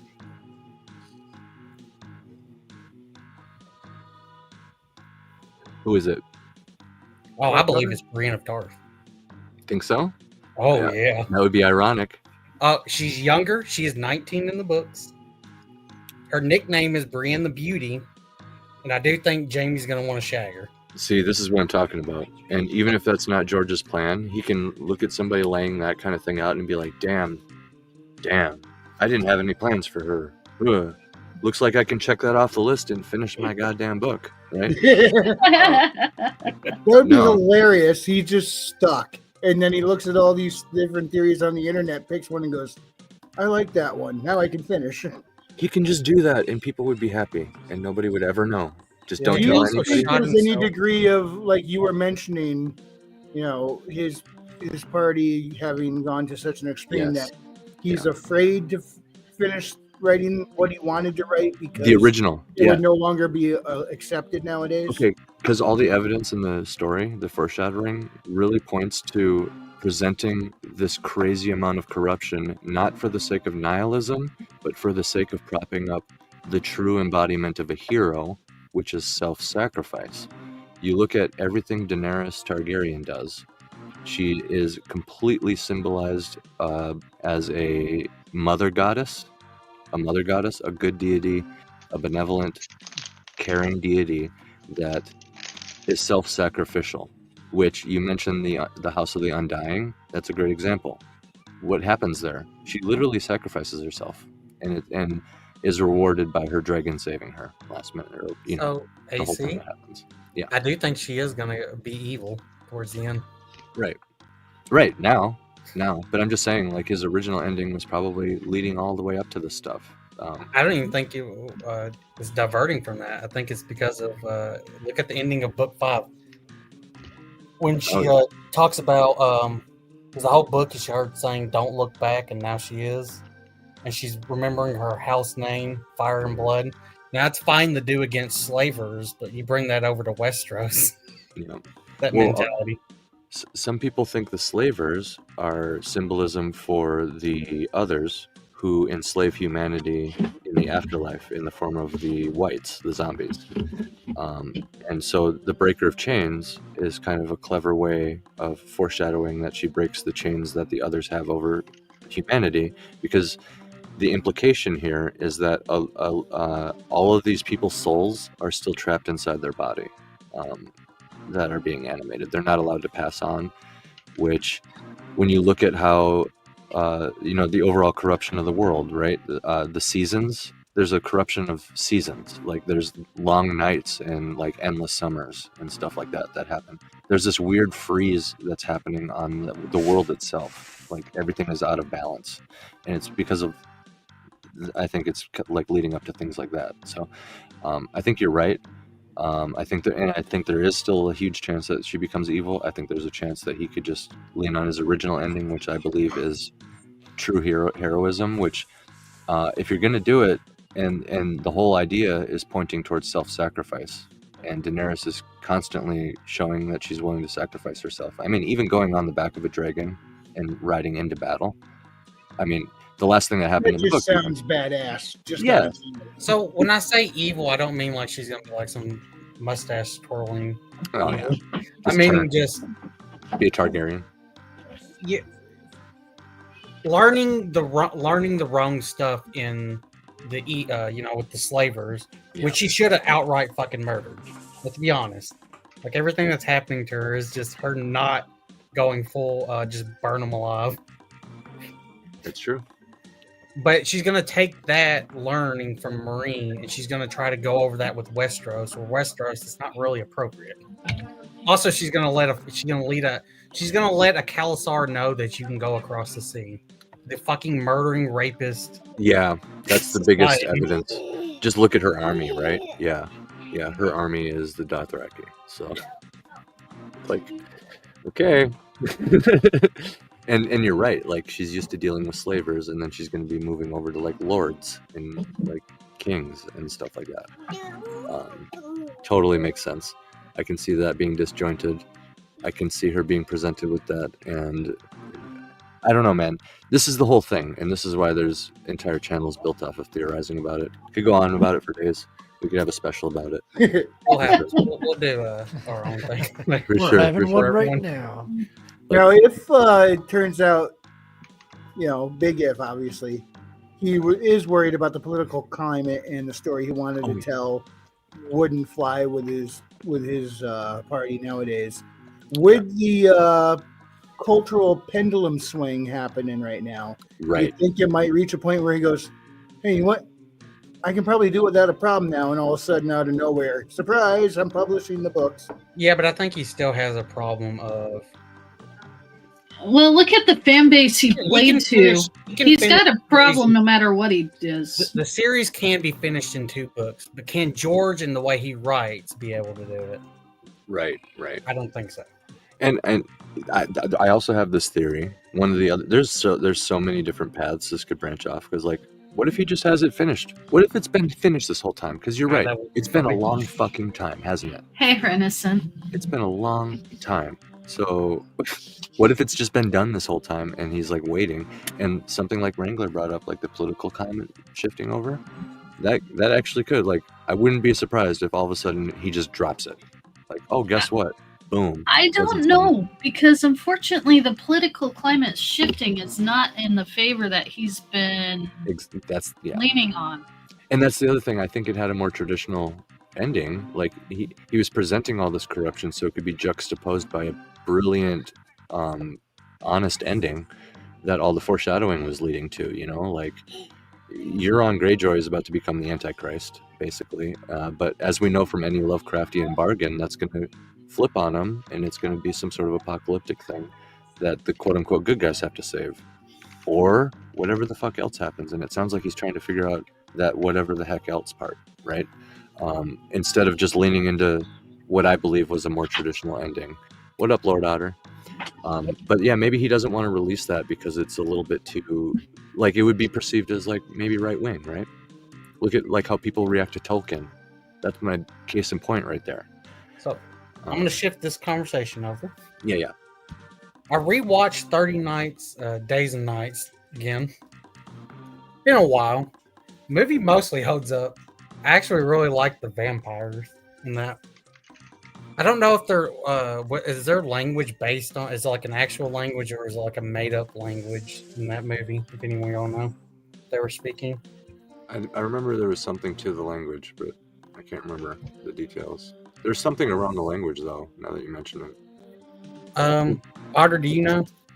I'm gonna be the basic bitch here and say that I've honestly never watched the movie. What the fuck?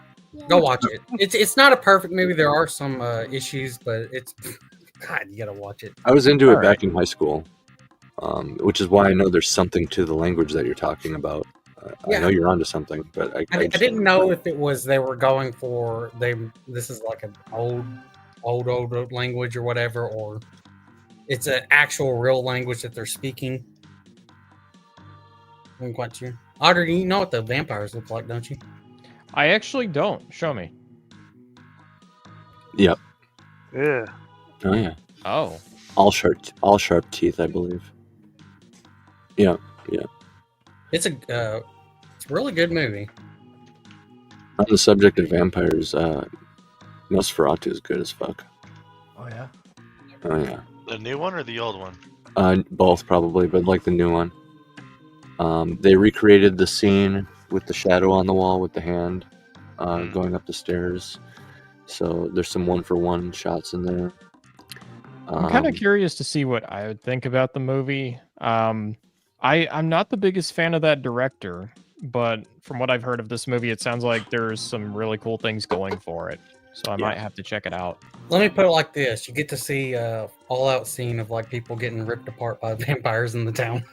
Well, according to the internet, it's not based on any real language. It's a completely made-up language. So what I was thinking, which was going to the idea like these things are so fucking ancient, shit, but they've made up their own language. Oh yeah. On this subject, in the movie 300, the Oracle makes up her own language. That scene where she's whispering in the E4's ears or whatever, she's like just making up her own language, and they kept the audio from the take and everything and incorporated it into the movie. So that's the actress just making that up on the spot. Cool stuff. 300, the most historically inaccurate movie in history. Yep, making up languages. Yeah, I don't think you go watch that Well, movie for the here's the historical thing. accuracy. You know, it's Here's the based on thing: a comic. 300 is meant to be historically inaccurate. I know. That's why I said I love it. Okay. Yeah, it's great. It's great. It's comic book Hey, accurate. what about Yeah. 10,000 BC then? Same For the as most Sin part. City. No one talks about 10,000 BC frequency. I bet you most people do not remember. We that try to existed. forget 10,000 BC. All I remember for it is like the movie poster. That's it. I'm with Otter. That's all I know about it. It's a cool I wanna poster. watch I'll it. say that much. Yeah, I'll agree The with that. 300 sequel was dog shit. However, we get to see Eva Green's tits. Oh, So, please. You can I see that on recommend. any other freaking movie. Shut up, King Bob. I get another scene of it, okay? Actually, aren't the 300 and 10,000 BC have very similar storylines? Kinda, I think. If I remember right. They both have to go off and face Oh, a jeez. more advanced civilization where their leader claims to be a god. Oh yeah. I think if I remember right. It's been so long since I saw 10,000 BC. That's such a cool concept though, is I remember at the time I was craving a movie like that. It's like, yeah. It's one reason 300 why. is a chick flick. Yeah. But then I saw 10,000 BC at the time and it was just not what I expected. I'm trying to remember. It was like he was caveman. That's it. Yeah, they were hunter gatherers and they had to go fight pretty much proto Egypt, who came and stole a bunch of their, kidnapped a bunch of their tribesmen for slave labor. So the rest of the hunters got together and went hunting the Egyptians. You want to know one caveman story I actually really like? Primal. I really like Primal. Primal's one of my favorite things ever made. It's so good, man. I'm very much convinced that between that and Fire and Ice, those are some of the closest we've ever gotten to a direct adaptation of like Robert E. Howard's writing.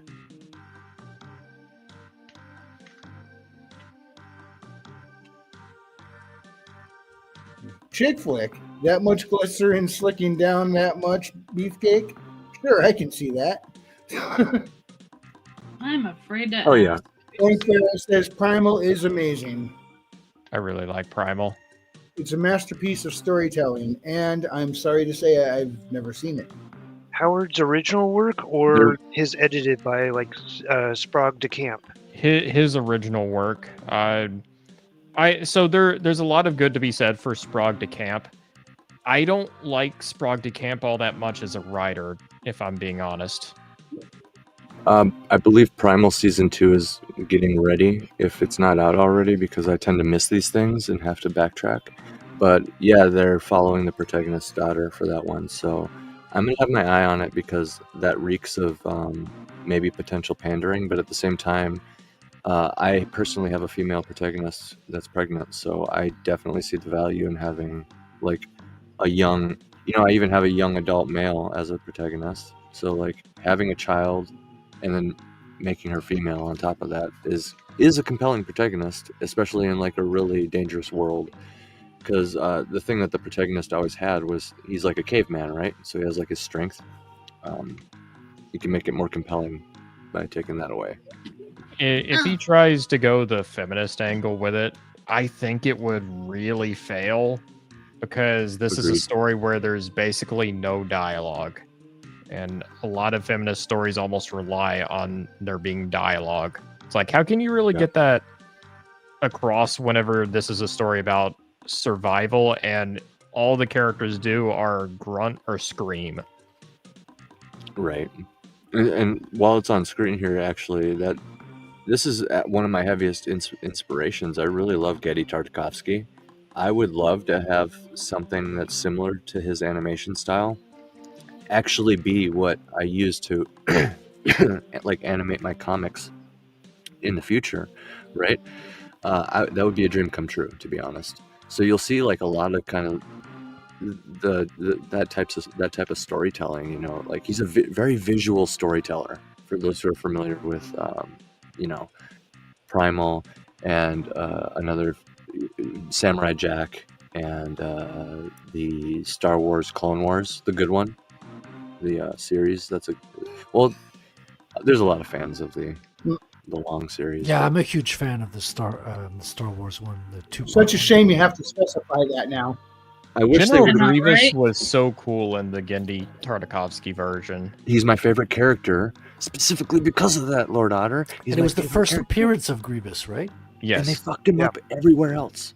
I'm just like, this is not the same energy. Like, where did that guy go? Genndy Tartakovsky totally owned that character. It was awesome. I just love how his whole strategy, it makes perfect sense. It's like his whole strategy is like he's a one-man army. Like, if you break it down, he's probably really not all that strong, but the one thing he really has going for him is the art of intimidation. Basically, just scare your enemies by making them second guess themselves to the point where they basically destroy themselves, basically handing themselves over to you. Yep, they make a mistake, and then he's got the robotic reflexes to capitalize on that mistake. He's probably analyzing the whole time because he's a cyborg, That's the other implication is he's like as fast as possible without the Force, and probably as strong as possible without, within reason and without the Force. And yeah, robotically analyzing you every step of the way and trying to intimidate you. And as soon as you make a mistake, you got a lightsaber through you, and he's on to the next enemy. He's got like 8 limbs or whatever, so it's pretty awesome, to be honest. It's like Star Wars Batman in a way. That's right. Yeah, I think Primal has hope with the female protagonist. Reading Boncher's comment here, but yeah, I also agree with Otter that that would destroy it. Just saying, Genndy. He doesn't seem like the type to bend the knee. So. I wouldn't be surprised if he ends up going the Red Sonja angle with it or something. I don't know, man. I saw the stupid trailer for the new Jurassic Park, and I already know it's going to be bad. Wait, there's another one? That's an entirely different argument, though. No, that's because you could tell they went the wrong way with the freaking female protagonist. Right. I just don't know how guns work. Hold up, there's a new Jurassic Park? Oh boy, Yes. I didn't even watch Yeah. that. Scarlett Johansson is definitely girl boss energy vibe Oh god. immediately. And I'm like, dude, I like strong female characters, but I do not like girl bosses. I don't want to watch hours and hours of. Oh my freaking god, girl the trailer bosses. opens up with stupid member berries. Member? Yep. That's Already what bad. all of the Wow. sequel movies for Jurassic Park from like Jurassic World onward have been about is, hey, you remember this from the first couple movies? Yeah. I So- remember. How many Jurassic Park movies are there now? Like, Hold up. To be fair, I will defend the second one. I know it's Second not one that was great, but good. I do enjoy it. Which one? Which second movie are we talking about? Yeah, here? the answer is there's one Jurassic Park movie. That's No, Lost World was good. It's entertaining. So Nope. You uh, don't not, take never it so know. seriously. Listen, I love. I the watched scene them of all. The It's little good. black girl fucking doing gymnastics and fucking killing the raptor. a movie I has give- dumb moments, but I still like it decently enough. Here's the thing: the movie actually. Here's one thing: the movie actually made me feel bad for one person's death, which a lot of the movies cannot do.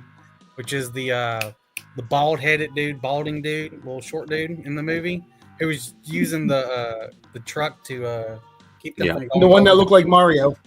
I felt so sad for him when he gets Yeah. eaten by the Yeah. two T-Rexes. I gave my take to Was Razor that his Fist name, when I saw Eddie? it. I can't remember. But I gave my take to Razor Fist when I saw this trailer was being talked about with Scarlett Johansson and like the plot leaked and everything. I said they dropped the ball with Jurassic World because essentially, what does that imply? The world is Jurassic. You can make that. What was big at the time, right? Like The Walking Dead and other zombie apocalypse and world-ending movies are always a huge hit. So if you take Jurassic Park and you put it on that scale, where like put humanity back in the Stone Age and surround us with dinosaurs and make like Primal the movie, but with like the occasional gun and it's like Mad Max or Fallout or something. See, we that would address- imply the writers have to be smart, though. Can we address that we haven't really had any good dinosaur movies? Because think about it, Jurassic Park. that would have been great. That would have been so good. Because think about it, they're genetically modifying them. They laid the seeds. I'm even talking movie 4, the modern ones.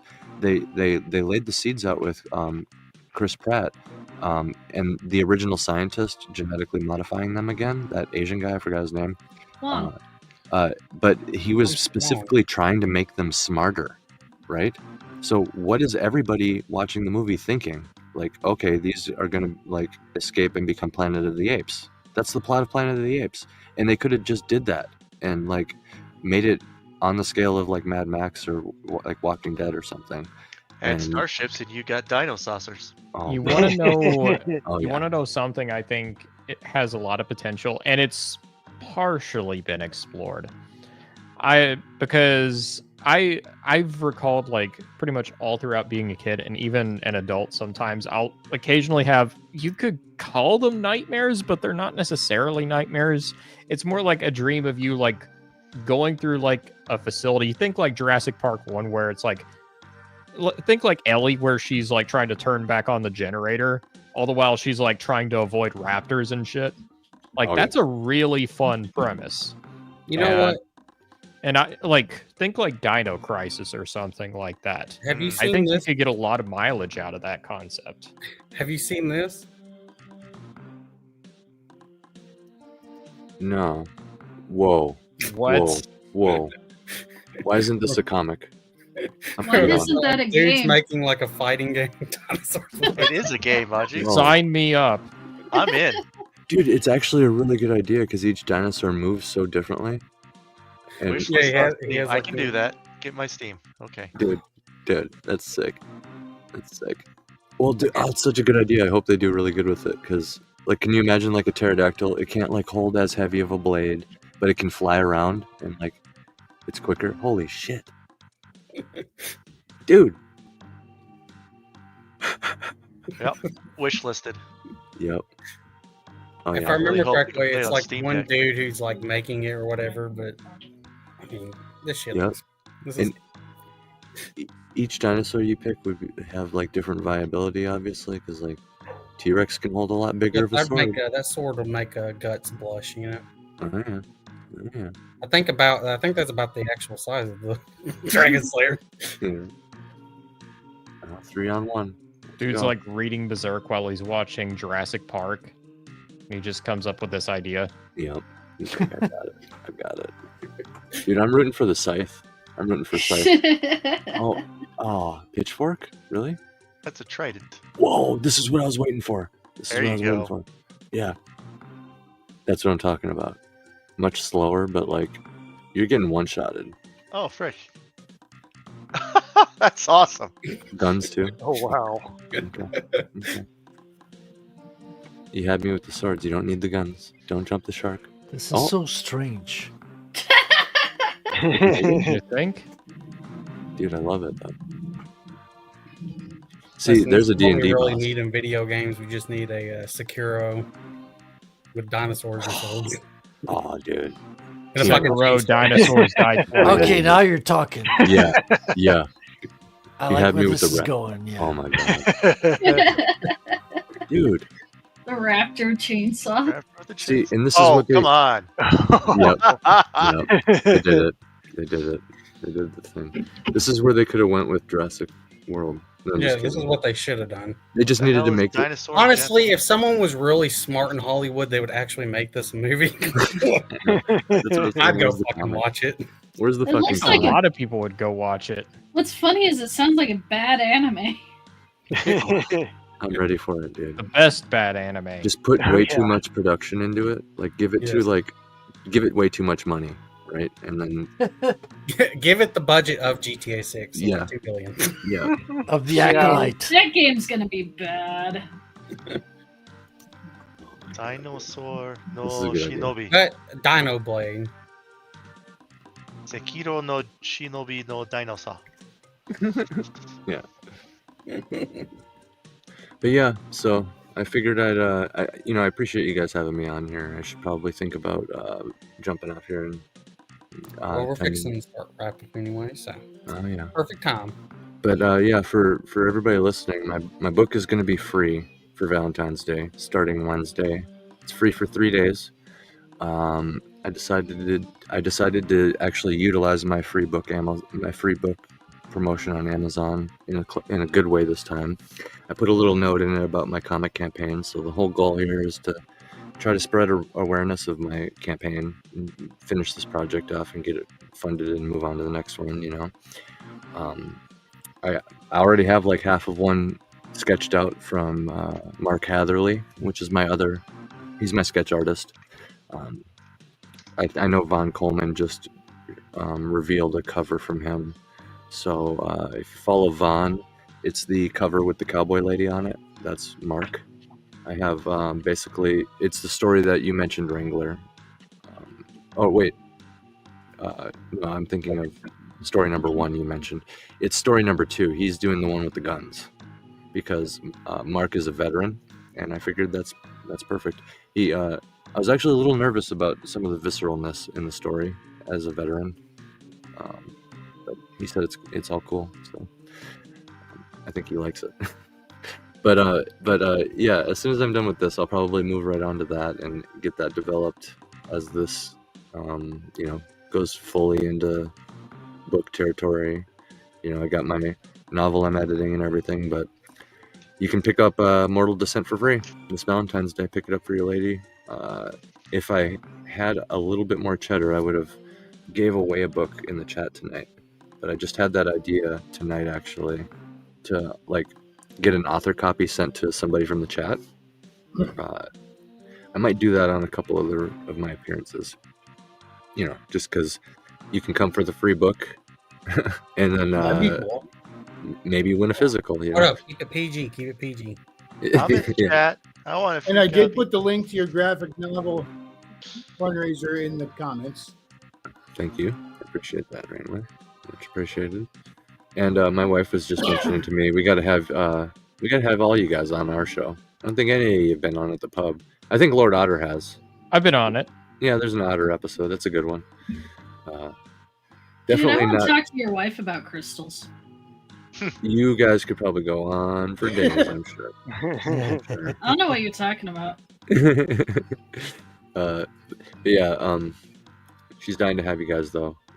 To be honest, she mentions it every time I come on somebody else's show. I'm just like, going on Wrangler show. Have we had him on? I don't know if we have, actually. Something long overdue if it hasn't happened. So, but yeah. Thank Well, you when guys. is that show? Pritchard Pub? Yeah. You guys can sub to the pub on YouTube. Just Pritchard Pub. That's right. And then, of course, there's Iron Seas, too, which, I mean, you guys are all welcome there, too. We, I think we do need some guests to fill out the coming months, so hop on that. That was a good time. I was on there with you guys to talk about 300. That was a blast. That was a good one. Yeah. Yeah, we'll definitely take you up on that when the campaign nears. Yep. For sure. I was about to say, technically, I have all the Iron Sea boys in my book. It will eventually happen. Like, we're gonna go somewhere else with that. Collect them all. And She anybody has all who's... the boys and then end sentence. Whatever. Well, and anybody who's on Amazon, too. I suggest anybody who's on Amazon do what I'm doing, and, like, whenever you see those 5 free book promotion days pop up, schedule it out and then book some days on some shows and just come talk about it, even if the book's been out for a while like mine. People like free books, and a lot of the issue is just not knowing when it's free. So I highly recommend but it. I like paying people for their books. I'm Yeah. weird. Yeah. You could always do that too. I believe like I have to, I'd have to order the author copy to give away a free book for the chat. So, I mean, there's always the option of ordering a physical while you're there if you guys want to.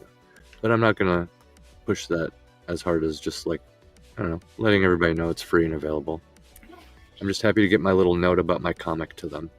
Like, hey, this exists. My comic exists. How far are you from your goal? I believe we're about 1/7 of the way done. Okay. So we this first push has covered the covers and a couple pages.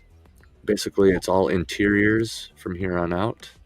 I think I'm gonna get 1 or 2 side things covered, or sorry, colored.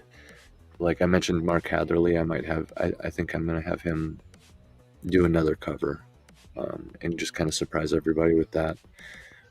I don't know which one is going to be the main one that I put on Amazon. I'll probably have to pick one of the Luke covers, which I'm assuming is going to be this one that he's finishing up. He said he's going to be done with it this week. So there's a new cover reveal, potentially on the next episode of whatever show I appear on talking about this. So that's exciting. I really can't wait till that's done. Cool. The thumbnails he was sending me were really, really badass. Nice. So, yeah, I'm excited for that. And yeah, just like I said, just interiors from here on out.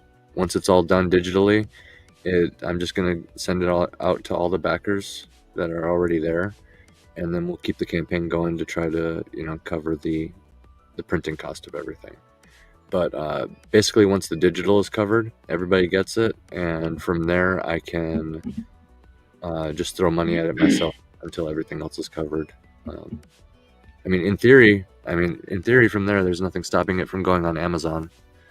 But, I want to keep this campaign going as long as I can, and as long as it makes sense, I guess, so that, because it's probably going to be a better deal through the campaign. I'm only charging like $30 for a hardcover, for example. It's like a full graphic novel. So, I don't know what Amazon is going to look like with that, for example. And I'm not reprinting anything from the campaign. Like, one book cover is going to carry over, and I might just do an all new one for Amazon, and that's it. So all the tarot cards, and I think I'm even offering a t-shirt to certain people who, I think it's the $150 tier. If you throw $150 in, you get everything, but then you also get a t-shirt, right? Just because I know how to do all this stuff, I utilize my band experience. They don't tell you when you get into music that it's actually you're a shirt salesman, and then you also play music. That's what Nice. Yeah. Ain't that the truth? So I got all the bells and whistles on the campaign. It's all collectible. I'll be making the cards myself. I'm a huge Magic the Gathering fan, so I know what I would be looking for in like little fun collectible cards. I'm going to try to foil them out.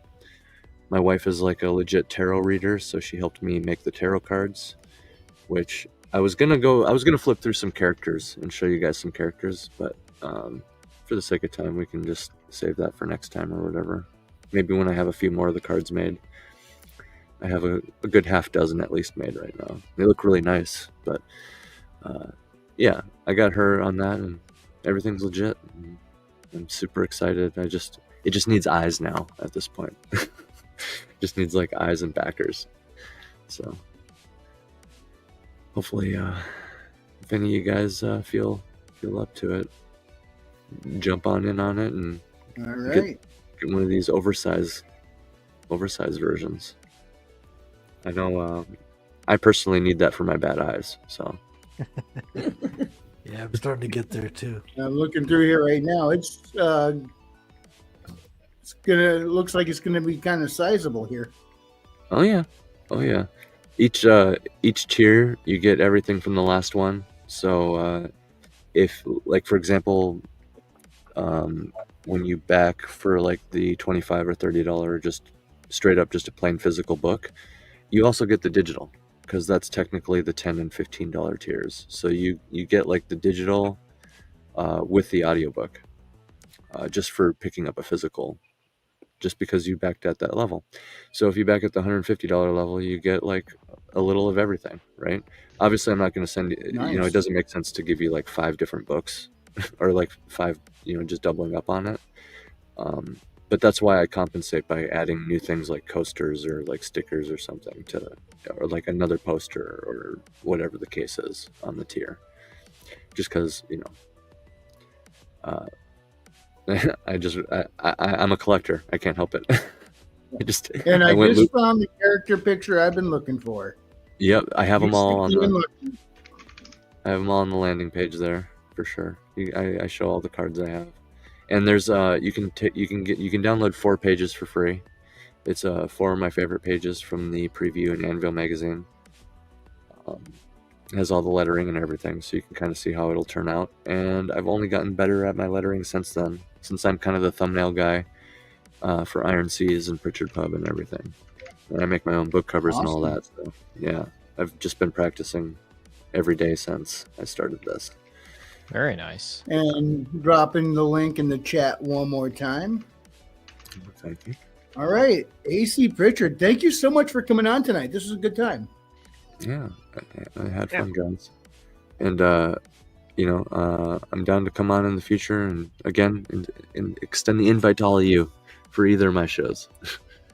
Oh, I should say my band has been going crazy too, so I should just very quickly mention, go follow Empty My Lungs on YouTube and look us up on Spotify and everywhere. Empty My Lungs.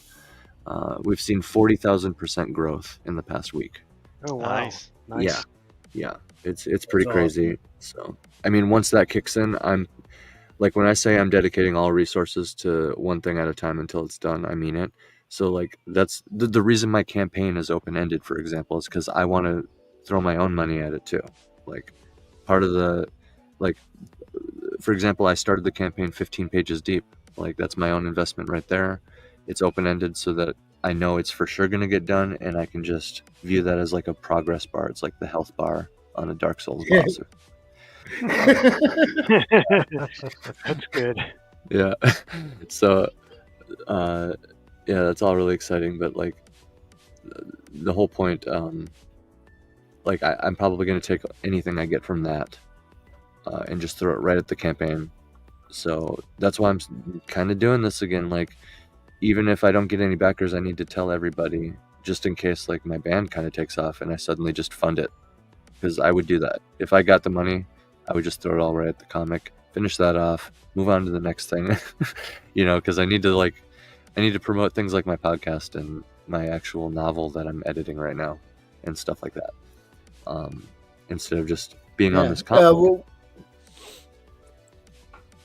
So make sure to shout out your YouTube channel, because you do have a podcast. A few of them you do. Oh yeah, Iron Seas and Pritchard Pub. You can find us both on YouTube. Iron Seas is like we review movies. It's more laid back, kind of like this with you guys. Pritchard Pub is more like we have one guest on, and me and my wife and you kind of all sit down, and it's a little bit more like Joe Rogan, where, like, yeah, we're gonna talk about your project, of course, that's why you're here, but maybe we'll branch off and talk about other random stuff too. It's like an interview, but informal. It's very chill.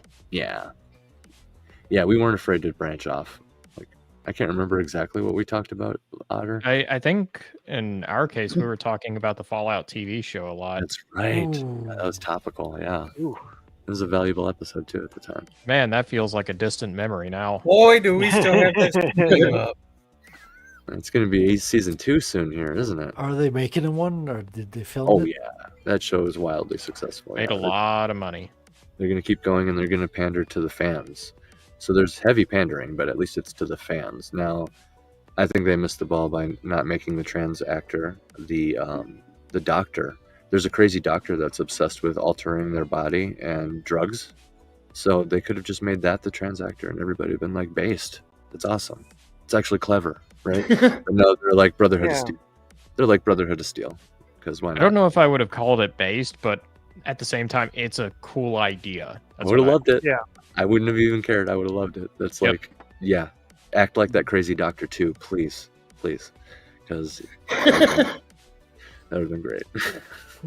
That's who it would have been. That, let's face it, in the Fallout universe, Mad Max universe, Boy and His Dog, whatever, even Walking Dead, that's who's going to be like that, is the people who like lock themselves in a pharmacy and I don't know, started getting dysmorphic over the years.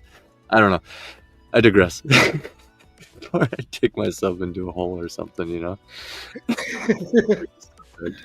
right. Well, parting plugs. Otter. Well, if you want to find out what the Otter does, you can check out his Swords and Sorcery book online. I actually got the 4th draft done for my 2nd book. Right now, I'm actually getting into polishing. Also taking a bit of a quick reread myself. I'll neglect to pat myself on the back because I am inevitably going to sound smug because, well, I've already, and here I go. Other thing you can check out with me is I'm streaming Red Dead 2 as of the moment, and I've been having a ton of fun with it. I'm blind as a bat when it comes to the game, and it's been a fun process of discovery. So if you want to check out that, I've been streaming pretty consistently. Sometimes I'll stream on Mondays. I've been streaming a lot on Fridays and Saturdays. So be on the lookout for that. I forced him to finally get the game. All right. Regrets Raven. not playing it sooner, don't you, Otter? It's a very good game, all right? The drinking mission was worth it. Trippy was waiting for me to get to that mission. Wait until you get to the Uncle Fester, or not Uncle Fester. I wonder why. Lenny! There's another one. Also, how long is that game? I'm honestly curious now because that game has legitimately surprised me with how much is packed into it. So, if you want to do, I don't know, I'd say 40 hours is a normal. If you're just going by missions and you're not really doing many side missions, yeah, it can get you to 40 to 50. Okay, makes sense. Matter of fact, I can look at what my previous playtime was, the last playthrough I did, but that was doing almost everything. Raven. I actually got a burst of writing in this last weekend, so I'm happy about that. But since I don't really have anything here for anybody to go look at, go check out The Record of the Paladins by McCoppin, since he was here earlier. Nice. King Bob. I should change it to that. That's brilliant. Yeah, I posted the link in the private chat for the Substack. Still do reviews. Maybe sometime if I ever have any free time, I might start writing stuff again. We'll see how it goes. But I'm just here for color commentary. That's mainly what I do. Canceled. Maji. Oh no! Oh shit. Anyway, I'm Maji-chan. I'm working on it.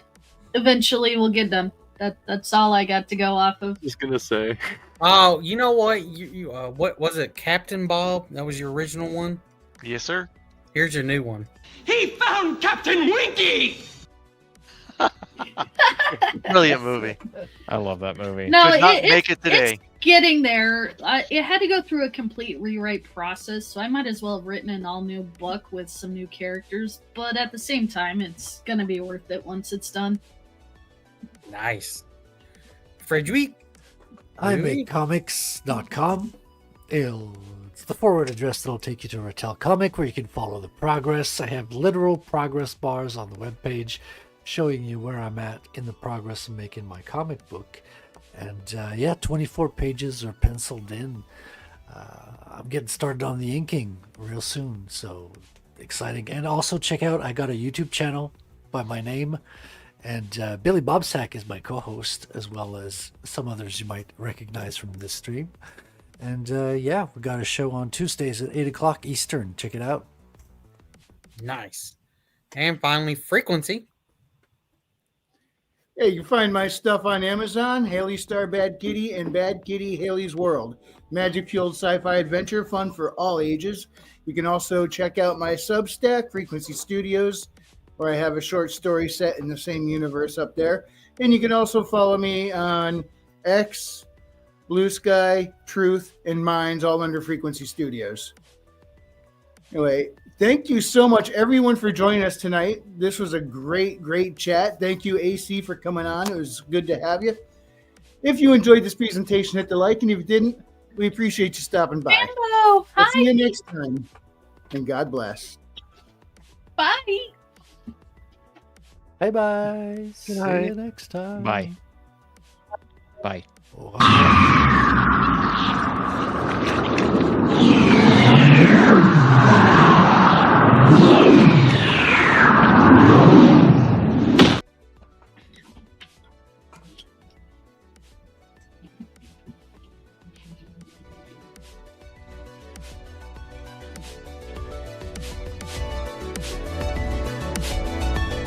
That gave a new meaning to milkshake. Yeah, Giggity. whipped cream. Oh yeah, good game, guys. And Magic.